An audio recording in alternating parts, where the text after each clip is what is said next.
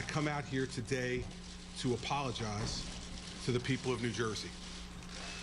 I apologize to the people of Fort Lee, and I apologize to the members of the state legislature. I am embarrassed and humiliated by the conduct of some of the people on my team. There's no doubt in my mind that the conduct that they exhibited is completely unacceptable and showed a lack of respect for their appropriate role of government and for the people that we're trusted to serve. Two pieces to what I want to talk about today. The first is, I believe that all of the people who were affected by this conduct deserve this apology, and that's why I'm giving it to them. I also need to apologize to them for my failure as the governor of this state to understand the true nature of this problem sooner than I did. But I believe I have an understanding now of the true nature of the problem, and I've taken the following action as a result. This morning, I've terminated the employment of Bridget Kelly, effective immediately. I've terminated her employment because she lied to me.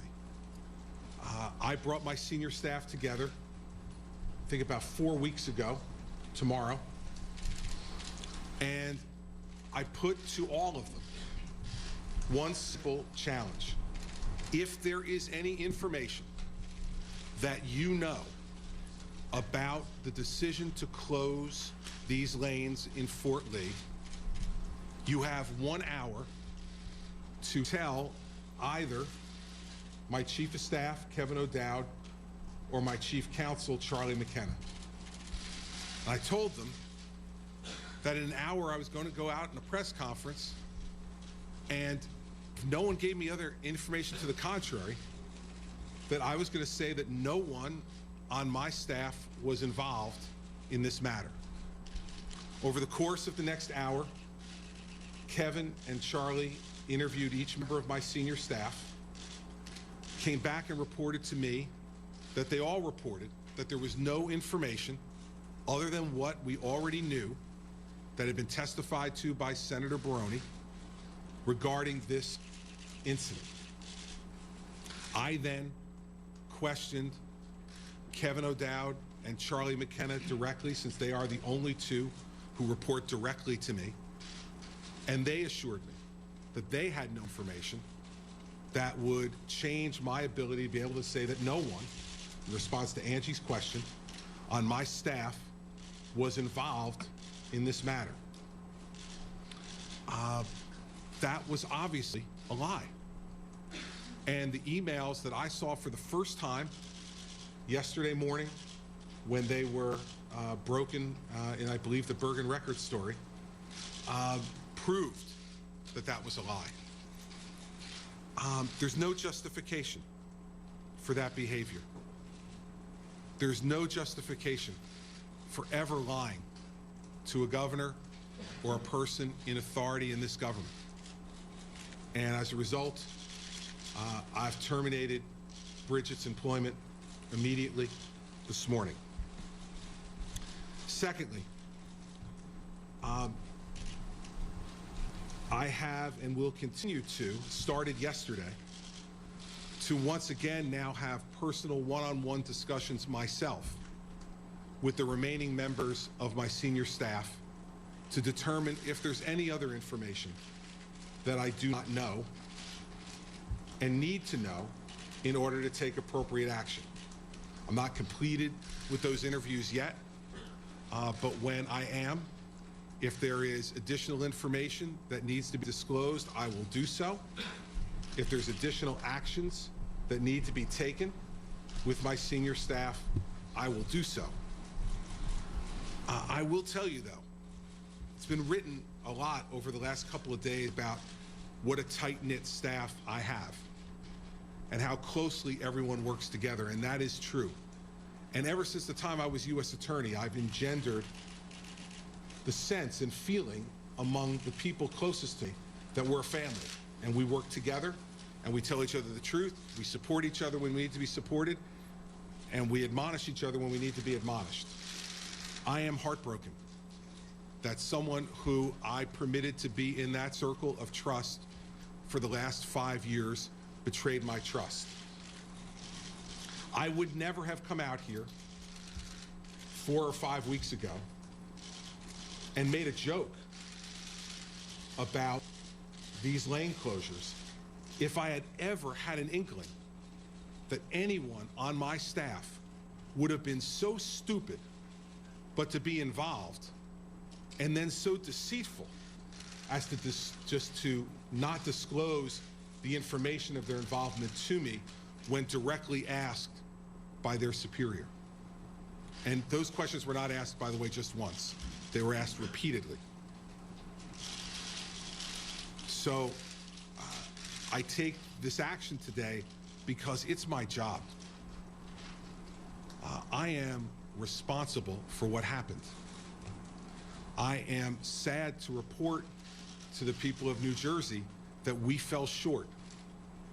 We fell short of the expectations that we've created over the last 4 years for the type of excellence in government that they should expect from this office. I have repeatedly said to them that while I promised them the best governor's office I can give them, I could never promise them a perfect governor's office. And so when I find those imperfections, those mistakes, those lies, my obligation as the chief executive of this state is to act. And as to Bridget Kelly, I've acted today. Secondly, I was disturbed by the tone and behavior and attitude, callous indifference that was displayed in the emails by my former campaign manager, Bill Stepien. And reading that, it made me lose my confidence in Bill's judgment. And you cannot have someone at the top of your political operation who you do not have confidence in.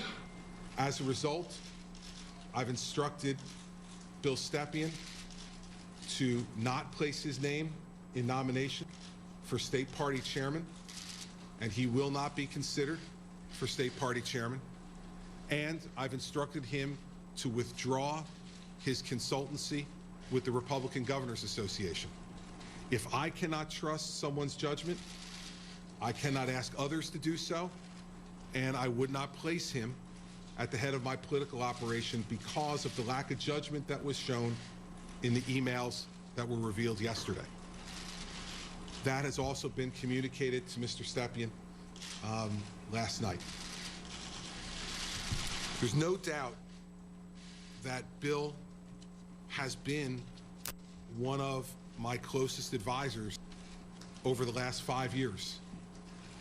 And so for that too, I am sad today to have to take this action, but I also know that I have a job to do.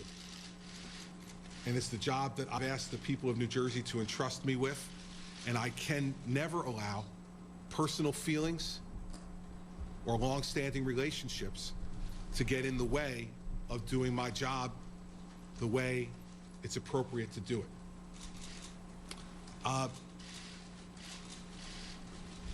But I don't want any of you to confuse what I'm saying this morning. Ultimately, I am responsible for what happens under my watch, the good and the bad. And when mistakes are made, then I have to own up to them and take the action that I believe is necessary in order to remediate them. As I mentioned to you earlier, I spent all day yesterday digging in to talking to folks and getting to the bottom of things. I know there was much discussion yesterday about what was I doing. Well, let me tell you, everybody, I was blindsided yesterday morning. I was done with my workout yesterday morning and got a call from my communications director at about 8:50, 8:55, informing me of this story that had just broken on the Bergen Record website. That was the first time I knew about this. It's the first time I had seen any of the documents that were revealed yesterday. And so before I came out and spoke to all of you, I wanted to do the best I could to try to get to the bottom on some of this so that when I came out, I could answer questions as best I can and take appropriate action if action was necessary. There was no doubt from reading those emails yesterday in my mind that action was necessary. And then I wanted to make sure that I spoke to those people who advised me to make sure if there was any other information they were aware of, that I had it before I acted. I'm going to continue this process. I couldn't get it all done yesterday. And as I said, if there's more information that I uncover, I'll act accordingly in terms of releasing it to the public and taking whatever action may be necessary, if any is, for any other issues. And also we'll react to any information that's incoming from any place else, given that there's an OIG investigation and a legislative investigation. Later today, I'm going to be going to Fort Lee. I'm asked to meet with the mayor to apologize to him personally, face to face, and also to apologize to the people of Fort Lee in their town. I think they need to see me do that personally, and I intend to do that later on today. People of those communities for 4 days were impacted in a completely callous and indifferent way, and I'm going to go and apologize for that. Let me conclude with this. This is not the tone that I've set over the last 4 years in this building. It's not the environment I've worked so hard to achieve.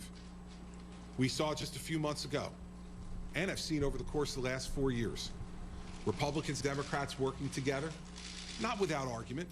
Government's never without argument, but ultimately coming to resolution on so many different issues in a bipartisan way and running a campaign that was in fact a bipartisan campaign. And so I am extraordinarily disappointed by this. But this is the exception. It is not the rule of what's happened over the last 4 years in this administration. I've considered it over the last 4 years to be my job, be the governor of every New Jerseyan, Republican, Democrat, independent, or unaffiliated. And I've worked with elected officials on both sides of the aisle, ones that I agree with and ones that I disagree with. The political overtones that were exhibited in those documents released yesterday and the conduct by those people is not acceptable. But people, I think, all across this state understand that human beings are not perfect and mistakes are made. And I believe what they expect of me as the chief executive of this state is when that information comes into my possession, that I consider it and then act as swiftly as possible to remediate whatever ill occurred. That's what I've done today. Actions have consequences. And I'm living up to that right now. And I'll say one last thing, just so we're really clear. I had no knowledge or involvement in this issue, in its planning or its execution, and I am stunned by the abject stupidity that was shown here, regardless of what the facts ultimately uncover. This was handled in a callous and indifferent way, and it is not the way this administration has conducted itself over the last 4 years, and not the way it will conduct itself over the next 4. I will do everything within my power to assure the people of New Jersey that, and I thank them for their willingness to consider my apology on behalf of this government. In the end, I have 65,000 people working for me every day, and I cannot know what each one of them is doing at every minute. But that doesn't matter. I'm ultimately responsible for what they do. And that's why I took this action.